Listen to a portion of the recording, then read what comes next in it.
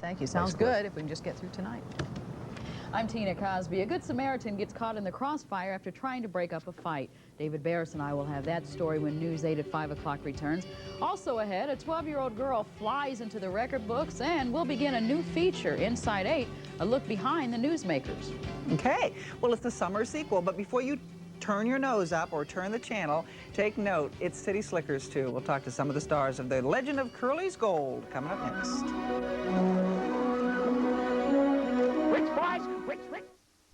Welcome back to News 8 at 5 o'clock. I'm Tina Cosby. And I'm David Barras. And the question you're probably all wanting to be answered tonight is, what's going on with Diane Parkinson and Bob Barker? And I think Patty knows. Ooh, I think they're playing a new game called Jeopardy here. Well, Price is Right. Former model Diane Parkinson has made good on her threat. Parkinson did file a sexual harassment lawsuit against game show host Bob Barker today. They're seeking unspecified damages. Barker has admitted to having sexual relations with Parkinson, but denies any abuse charges. We'll keep you updated. One less talk show. After 1 year on TV, the Bertice Berry Show has been canceled. The daytime talk show is a victim of low ratings. That'll do it. No word on when the last show will be taped and shown, but we'll let you know. Well, so you'd probably rather eat bugs, get audited by the IRS, or lose your luggage on a transcontinental flight, right, than sit through a sequel? No, there's always an exception to the rule, as in City Slickers 2, The Legend of Curly's Gold. Co-starring with Billy Crystal again, Jack Palance, Patricia Wettig, Daniel Stern, and introducing John Lovitz as the brother. Recently in Los Angeles, I spoke with some more of the stars. I know that this is going to sound crazy. I saw him again. Who? Curly. I'm telling you, we buried him alive, and he is really miffed, and he wants his hat back. Nobody returned from the dead for their hat. Oh, yeah? If this was in it? Well, what is this? I think it's a treasure map. To hope that it's going to work. You just do the best you can. For me, I interpret it in my mind. The jokes are funny, the situation's funny. Here's how I see it, and I do it that way. And Trust in what you... I hope so. Well, so far your intuition's working very well. So far, so knock good. on wood. Something's coming, and it's definitely coming from that direction. Doing it over and over again is really, it's really, makes it always not boring, but not really. It's not kind of an opportunity to do it better and better. Yeah. And get it down, you know, and get it just right. So I don't find that boring. Mm-hmm. Do you miss the live audience, though? I mean, do you miss that? Well, sometimes. I don't know. Not. I mean, it's fun to do that, but that's nerve-wracking, too, because if you're out there in front of everybody and it's not working, you know, it's pretty embarrassing. But you know right away. I mean, you know right away that it's not working. Right. Whereas on film, you don't know until. Well, you get embarrassed right away. You get embarrassed later. Yeah. Now, the sun sets in the east, right? No, the sun sets in the west. That's if you're in the east, but we are way out west now, so we are past where the sun sets. You can't be past where the sun sets. And if you think you can, then I am directly south of an idiot. I could see where there could have been more. Oh, sure. For you to, that you would have enjoyed doing. Right. No, I totally more. Enjoy what I do in this movie, but it's also, you know, then you get left behind and the boys go and have fun. Right. That's the nature of the script. That's exactly right. So what is that? There's no small parts, only small actors. So this was a great part. Oh, but albeit there could have been more. Take her on the trail. Yeah. Well, there's the sequel to the sequel. Yeah. And you and I will have the whole house to ourselves all night long. That's my present to you.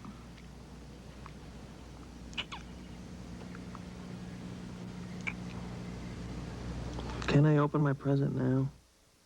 City Slickers 2 opens this Friday. By the way, I have a note here locally. WRZX Radio is helping with a benefit for Justin Basiker. This will be Saturday night, June 11th at the Vogue in Broad Ripple. So they're trying to raise some money. Their goal is at $5,000 to $7,000 for Justin Basiker, little boy who was shot in the face during the Denny's incident. So good news there for him. Saturday night, June 11th, a benefit for Justin. Back to you, David and Tina. Very nice. Thanks. Patty.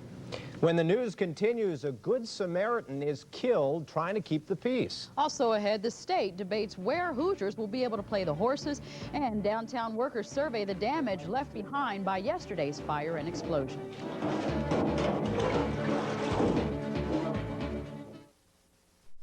A little girl who died from injuries suffered in a fire more than a month ago was laid to rest today. 3-year-old Felicia Everling died over the weekend at the burn unit of the Shriners Hospital in Cincinnati. The girl was hurt in April when she apparently started a fire with the cigarette lighter she found while staying at her grandmother's house. The girl's 4-year-old sister Chastity and grandmother were also killed in that blaze. Investigators are still trying to determine the cause of an explosion and fire in the downtown area yesterday. People in the area watched as smoke poured from manholes on Market Street.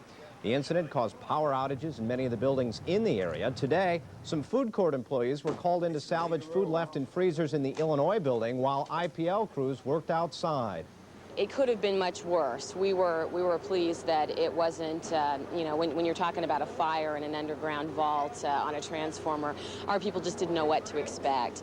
And unfortunately, the heat in the manholes was such that it made it difficult we couldn't get any of our crews down there until into the night last night. The building should have power sometime this evening and will be open for business tomorrow. The State Horse Racing Commission says final rulings on applications for off-track betting facilities will not come now until the end of the month. The commission is holding hearings on application requests. Sagamore Park Group testified about its intentions to open an off-track betting facility at 38th Street and Lafayette Road.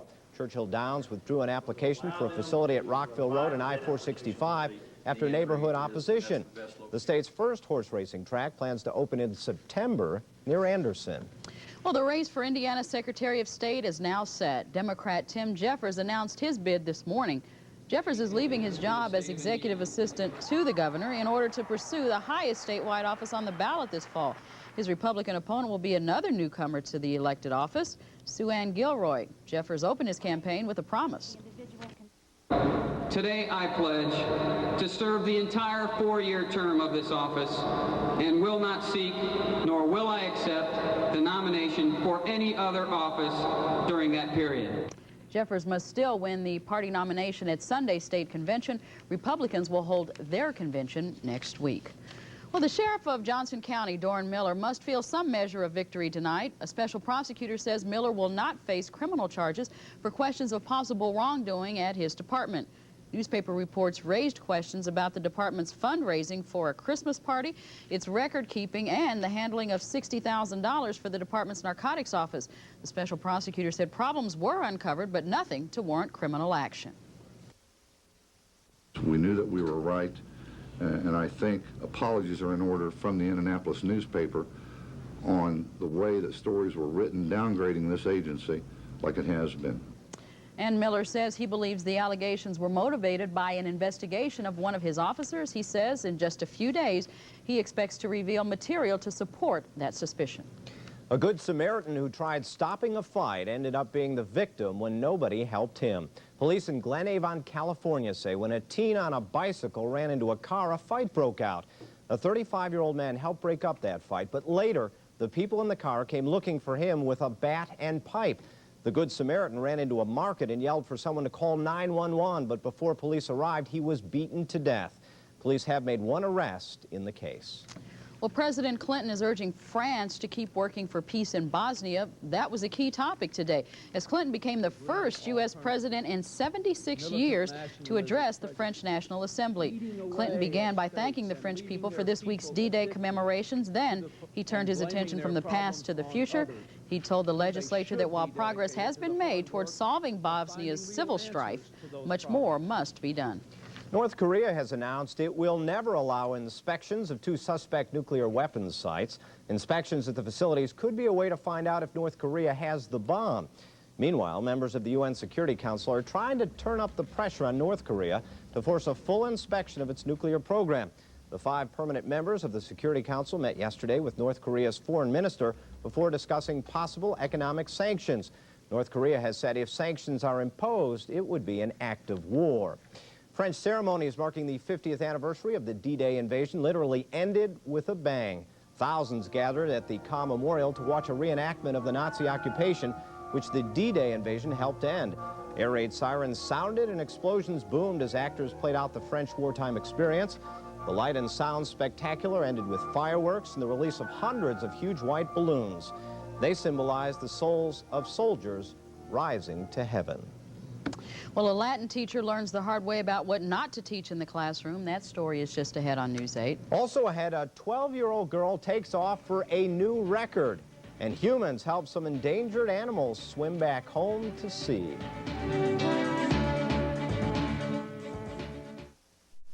Heavy drinking is causing big problems on college campuses across the country. A specially convened panel says students are spending $5.5 billion, that's $1 billion a year, on alcohol. That drinking can wash grades down the drain, with alcohol involved in more than 40% of all academic problems. Panel member says it's time to change those numbers. I think drinking can be a problem on campus if you let it be, but I don't think it needs to control your life. And I think once you graduate, when you have to like face reality, I mean, unless it was a problem in college, a real problem where you were like drinking all the time, you just kind of like grow out of it. The commission also charges that most violent crimes on campus, including date rape, are fueled by alcohol. The report urges colleges to ban alcohol advertising and promotion. Well, a Toledo, Ohio Latin teacher is learning a lesson. Stick to the classics. Richard Arrett was suspended from his junior high school job for teaching some words most people only utter when you hit their fingers with a hammer. He also taught phrases many say don't belong in the classroom, such as your fly is open. The school superintendent says the Latin phrases and words were, quote, totally inappropriate for classroom use. Arrett says his students really liked his 90s version of Latin. One thing students don't like is writing. Now, U.S. students are getting more writing work, but they still can't communicate well on paper. That's the conclusion of the government's latest writing report card. The 1992 check of 30,000 4th, 8th, and 12th graders found most students have a basic ability to tell stories or relay information, but it's not well developed. The study lays a lot of the blame on poor study habits. It says kids who watch the most TV and do the least homework are the ones who write the worst. The government says schools need to focus even more strongly on writing. She's landed in Scotland, battling dizziness, icy wings, and other problems. 12-year-old Vicky Van Meter guided her single-engine plane from Iceland to Scotland on the last leg of her transatlantic flight. The Pennsylvania sixth grader believes she is the youngest girl to pilot a plane to Europe. The flight began Sunday in Augusta, Maine, and included stops in Newfoundland, Greenland, and Iceland. Well, 7 endangered manatees are back at sea after being stuck away from the ocean. The manatees swam into a lagoon during high tide and were trapped when the tide went out. They were apparently too frightened by swimmers and onlookers to escape. Later, with the cooperation of tides and the swimmers, they were able to head back into open waters and into safety. I'll bet the swimmers were a little bit scared of the manatees, too. You think so? I would have been. Yeah. In the water. Next on your 24-hour news service, will Wednesday bring rain or sun? Cliff Nicholson will recap the forecast. And severe storms batter parts of the Buckeye State.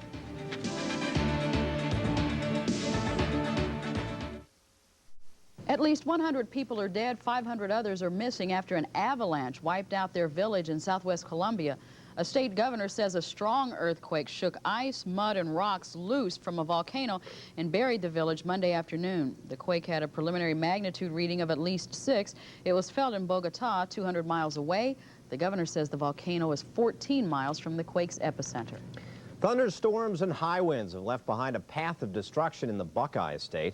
Power was knocked out to nearly 1,000 homes, and cars and roofs were smashed. Most of the electricity was restored by late afternoon, but some damage will take much longer to clean up. We were just looking at the radar, and it looks like we're just kind of in a big center that it's not going to get any water. We've got that Hoosier Dome effect, as Right, Randy right. Ellis likes to call it. Yeah, that's a good idea. What do you think, Cliff? We're going to get some rain? Hopefully we can break the old dome effect down. Wouldn't that be nice? I think so. Now, as the next couple of days go by, we will see increasing chances of rain, and I'll show you radar in just a second here. Certainly was a hot one up in northern Hamilton County on our automated local weather station up there. You folks had a high temperature of 94 degrees, and now up in Arcadia it's down to about 87, still plenty warm. Now, let me show you here. This is radar during the past 6 hours that I fired up here.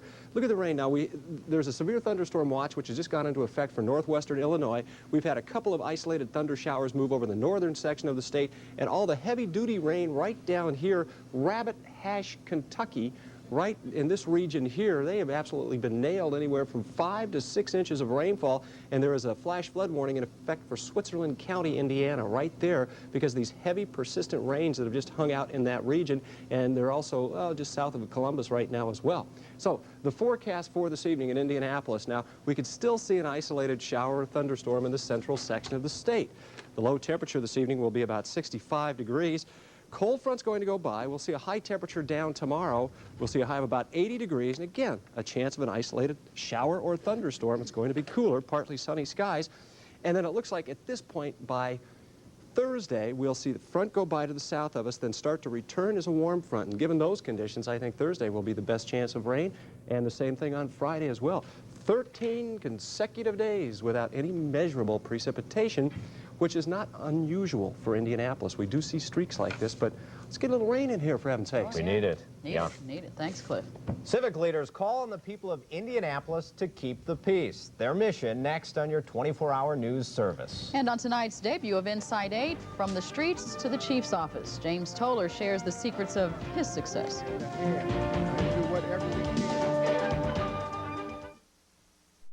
Religious, political, and community leaders in Indianapolis are joining forces once again to try and stop the violence. Organizers told reporters this morning they'll hold a huge March for Peace rally later this month downtown. They're hoping it'll be the start of an ongoing effort. We have to recapture the neighborhood where we live at. I would like to say that don't be afraid to speak out against the drugs and things that's happening in the neighborhood. The march will be held Saturday, June 18th, and will start at the City-County building and end at Military Park. Well, if you're not doing a job well, chances are you'll work hard to silence your critics. But for IPD Police Chief James TOLER, it appears as if the opposite is true. One such example is profiled tonight in the first of what will be a regular series of Inside 8 reports.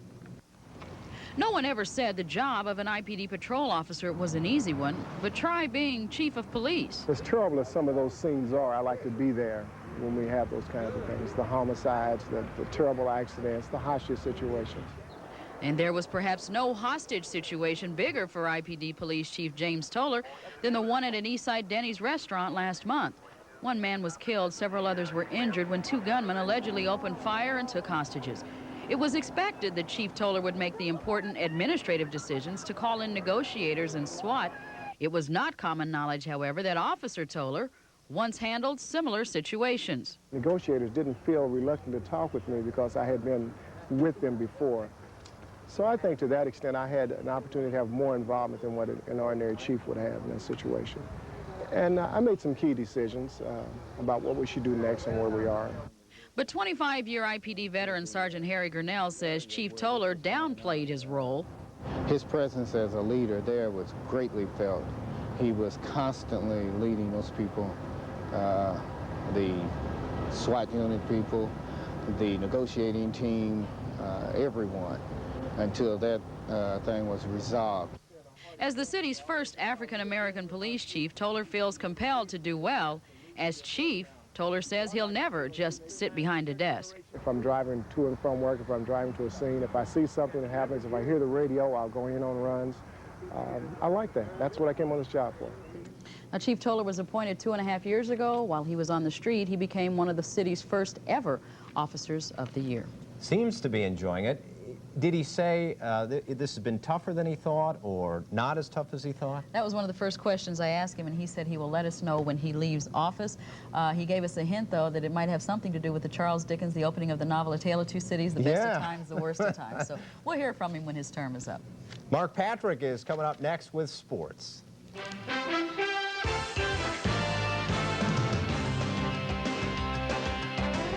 Sports brought to you by CarX Muffler and Brake. Don't worry, call the CarX man.